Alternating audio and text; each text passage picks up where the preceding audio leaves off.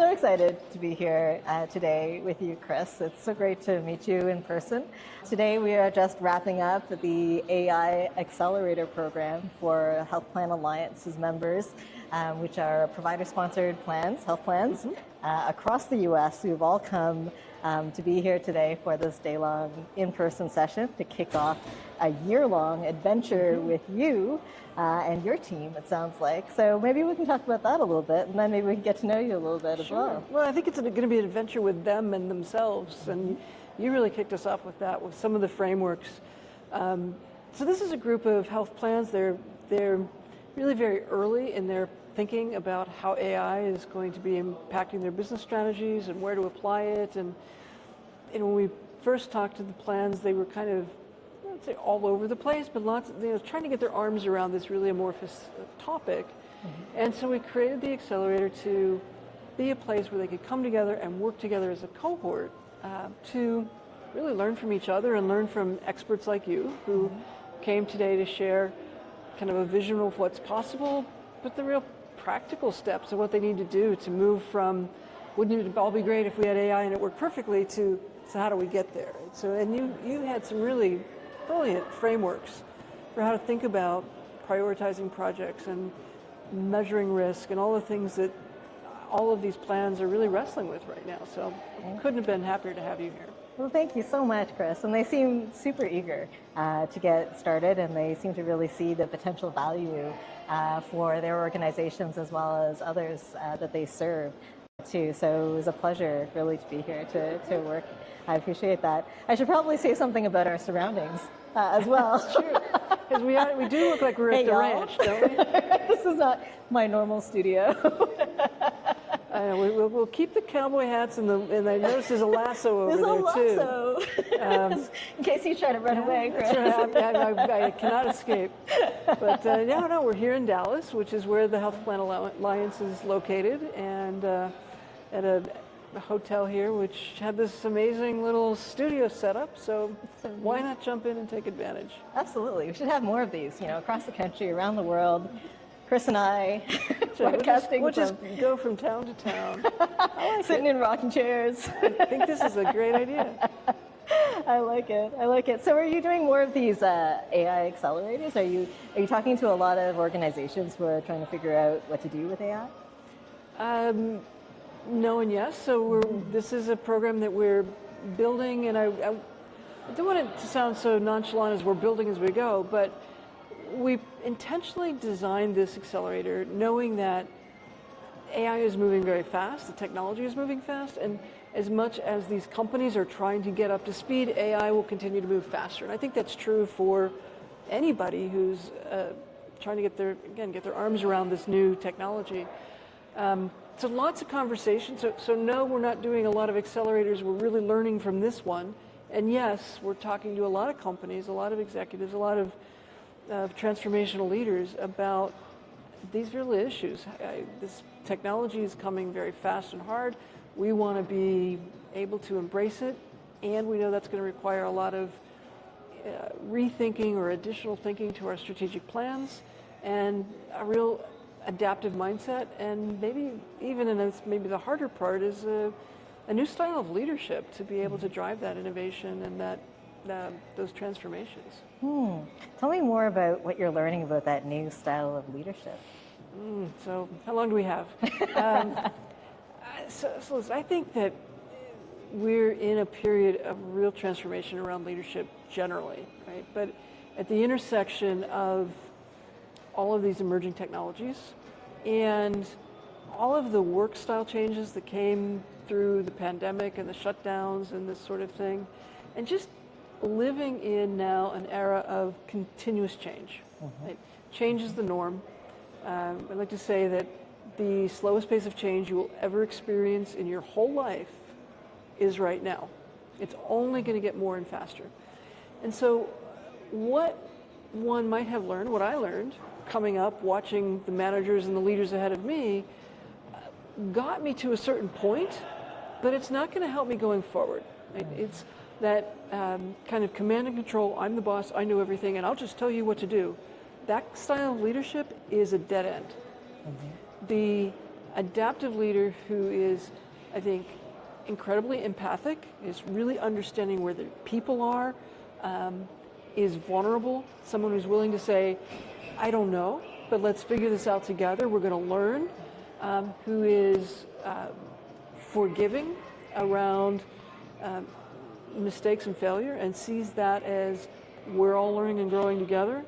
That kind of leadership is an inspired leader who embraces the humanity of the people that they are leading and understands that in this moment, you know, it's dishonest to say, I know what the future is. You know, brilliant if they really do, but I don't think that's the case. And I don't think their people do either. There was a really wonderful set of data that came out of Gallup recently. I don't know if you've seen this, but it's like, what do people want from their leaders? They don't want certainty. They know that they can't have certainty. They don't trust it. What they want is honesty and hope and trust. And nowhere in my leadership training seminars back in the day did they say, here, I want to teach you about honesty, hope, and trust, because hope wasn't something that was ever in anybody's job description. So that's the kind of shift I think that's harder for leaders, I think, maybe even than for teams and followers, but is necessary as we embark on this place where change is happening every day.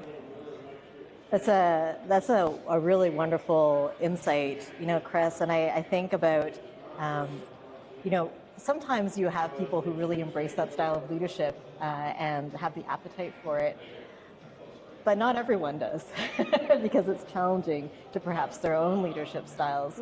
So do you have any advice on how to kind of scale that within an organization? Because it might start with one leader, but that one leader also needs kind of the support and the embracing of that from, you know, their peers, from upward, and as well as downward. Because I think, you know, from what I've seen, you know, with their teams, it can pick up really nicely. And sometimes folks in other teams will really embrace that as well. But you won't always have that alignment throughout the organization. So do you have any thoughts on that? Yeah, I mean, completely, it's hard, right? Being a leader today is really difficult because it does require a different skill set, and again, a vulnerability. It requires, I think, not having answers, but having really good questions. I think one of the skills that's completely underrated right now is the ability to ask great questions.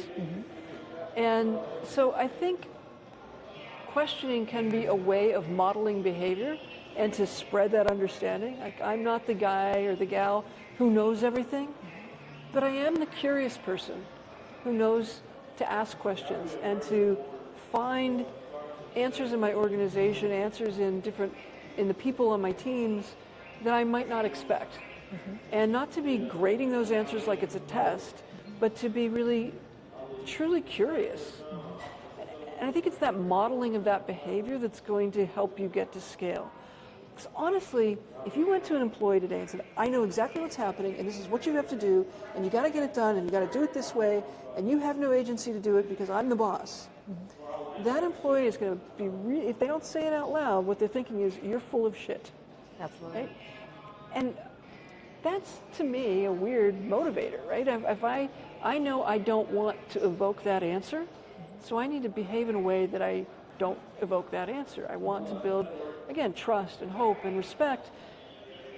That requires me to be more honest about, and transparent, frankly, about how I'm coming to the decisions or the direction. And it's not from a place of knowing everything, it's a place of being curious about everything. I think it's very powerful to have, you know, to encourage that, you know, as a leader and to role model that. I remember I had a leader once who often said, you know, I'm not trying to be right. Right? And it was so refreshing because so many people who are in leadership roles are trying to be right because they feel it's expected of them and they're trying to lead, right? And so they should know the answer. But that's certainly not the case these days. I think if you can reframe the idea of leadership from, there's the hill, follow me, let's go do that thing, right? I know where to go. I'm the scout who's been out there before. Yes, let's take that hill, right? To kind of to more of an expedition leader, right? I think the wild elephants are over there. Let's go see if we can find them. There might be gold in them darn hills. Let's go look. Right? Like I'm embracing this Texan theme. I am, and we're going to be cowboys, right? But cowboys with a purpose, right? I think that sort of spirit of exploration and expedition, rather than, it's a straight path to get there. I went to a small liberal arts school in Western Pennsylvania, Allegheny College. Hi guys, go Gators. And we're going through a strategic plan right now. And there was a lot of discussion about it's a strategic plan, and leaders have strategic plans.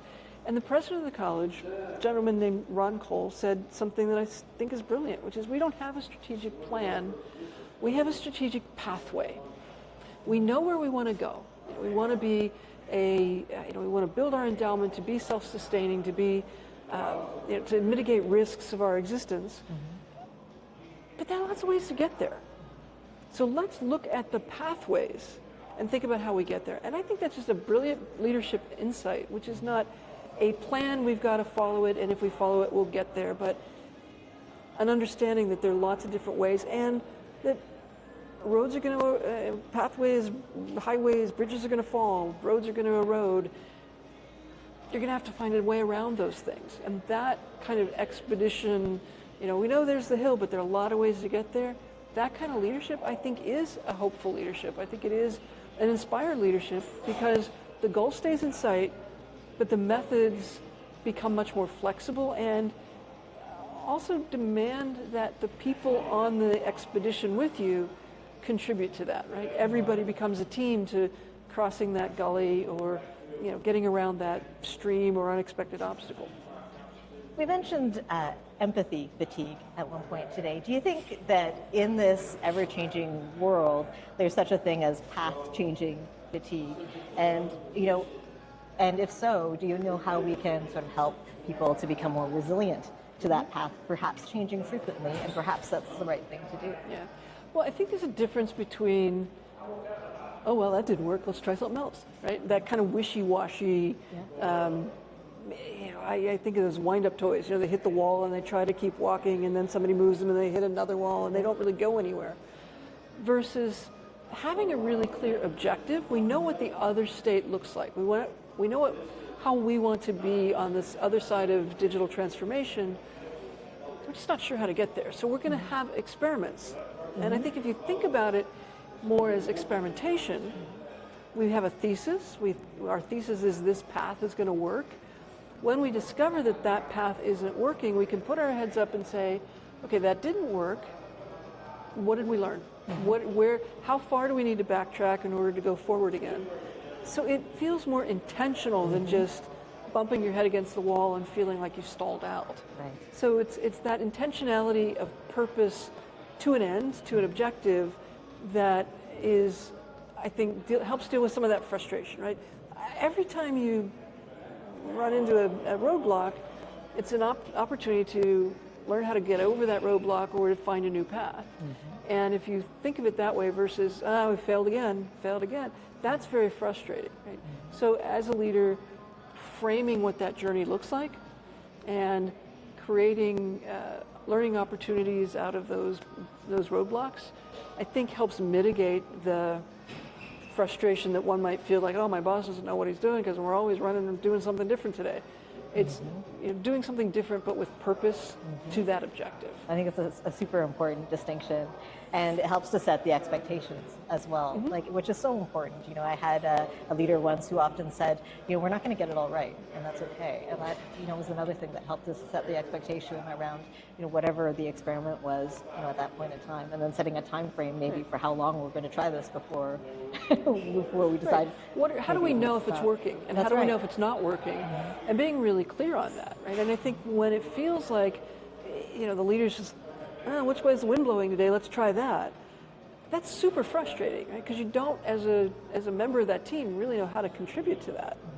But if the plan is, here's our thesis, these are the things we're going to be measuring or looking for along the way, then I'm working on this experiment too, and I might be disappointed, that I didn't learn what I thought I was going to learn or achieve or get to a destination I was aiming for, but I'm not necessarily as frustrated. I might, again, I think that builds the resilience, right? Because I know that even that, we talked today about failures, right? Even that failure actually is a point of learning and recalibration, not a, oh, well, let's zing back to the start and try again. You know, it's much, being purposeful, having intent makes a real difference, I think.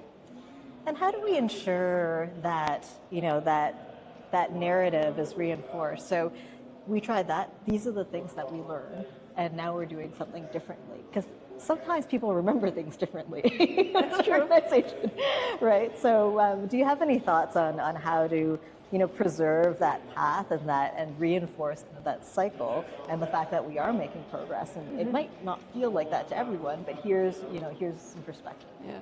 Well, I'm a big fan of the postmortem. What did we learn? We're gonna recalibrate, but why? What did we learn along the way? And what will we not try again because that we know was a disaster now? And okay, we tried. We did our best, right? So it wasn't a failure. We should be. We were talking earlier today, I think, in some conversation about so often failure becomes associated with shame, and it's not shameful if you conducted an experiment and you got a result, right? So let's detach those ideas and use that post-mortem experience to really understand what happened as you recalibrate for the next thing. And I think that's, again, that intentionality. How do you drive people away from the idea of failure and shame and screwed up to being, again, very open, very transparent, very kind of analytical, but in a way where you can bring your team together and have everyone contribute to that. Because you're right, everyone will see that from a different perspective because they have different roles. And it's sometimes the person who says, well, we didn't do X. It's not the most perfectly aligned example, but I love this story. At IDEO, a medical device company came to them, and it was basically, they wanted a device, a laptop or some kind of handheld to use in surgery, and particularly to use in neurosurgery. And they had all this idea about how it should be made. And it should work like this, and it should work like that, and you'd be making your notes on this pad while this patient is responding to neurostimulations, and it would be great.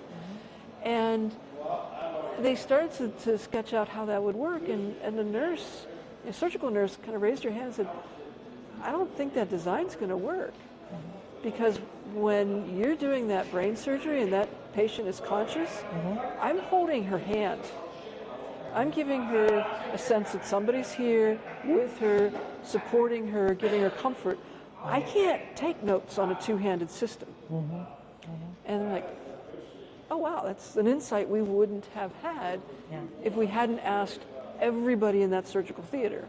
Right? And so that's, I think, why these postmortems, shouldn't use postmortem and surgery maybe in the same sentence, it scares some people. But that's why it's so important, because inviting everybody into the conversation allows somebody who has seen something that was non-obvious to the leaders or to the project heads can bring amazing insights that gets you a new pathway that's much more clear. Amazing. Thank you for that story. Sure. That's great. Any thoughts on how we can help prepare young leaders or people who are sort of learning in their kind of education phase to be this type of leader? Yeah, I think example certainly is it, right? And it's going to be, old folks like me who are willing to say, I don't know. I came this way and now I'm learning something new, and being, having some vulnerability and honesty about, I might not always get it right. Especially when new people in the workforce are looking for structure and looking for guidance to look to your leader, and the leader say, I don't know. And it doesn't maybe feel comfortable to them. Right. And maybe we should find a different way to say that. But, I think it is I go back to, are we asking good questions? Are we inviting good questions? Are we turning the leadership relationship from, come on team, follow me, to, hey team, I think this is where we should go. Does anyone have any experience with this path? Do you have any fears about this path? Do you have any insights about your prior experiences with things that might have looked like that? Okay, now let's go. Right? It's a different kind of a, you're sharing that journey and that planning and inviting everyone into the conversation versus demanding blind follow. And I think that pattern will set an example, and I think hopefully teach younger folks that the good questions matter, right? I love, my brother's a superintendent of schools in Western Pennsylvania, and he tells his teachers, if it's a question that Alexa can answer, it's not a good question. Oh, interesting. And it just reminds me that question asking, question seeking is going to be a really important skill in a world where we don't know the answers or where the answers are changing all the time. And so modeling that behavior and making it clear that there's not a one-way things. I mean, there's certain areas I want to be really clear. Like I want my young brain surgeon to know how to do certain things, right? But there's a lot of leeway and there's a lot of flexibility in how we approach things. And good guardrails. I love Charlene Lee today talked about you need good guardrails. To go fast, you need good brakes. So that you can take all that risk, but know that you're not going to drive off the edge.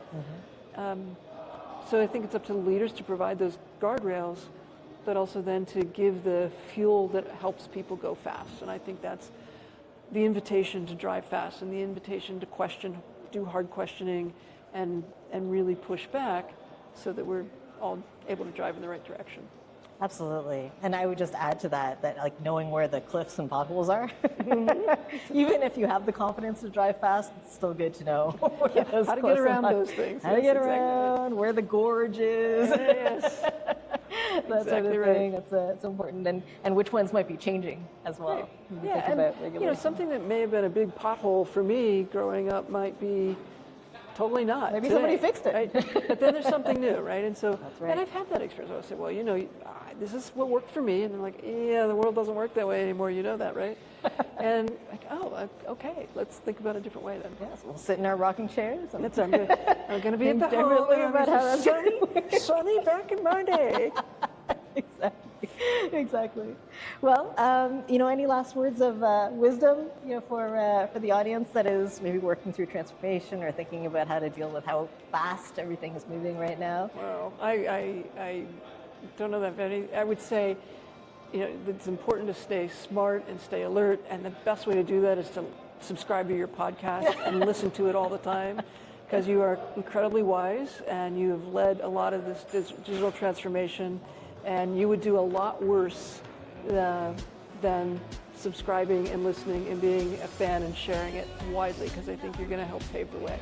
Oh, thank you so much. Yeah, it's all true. Just a platform for you. Thank you so much for joining us for another episode of Wired for Change. Today with Chris Shipley, live from Texas. Take care. Bye-bye.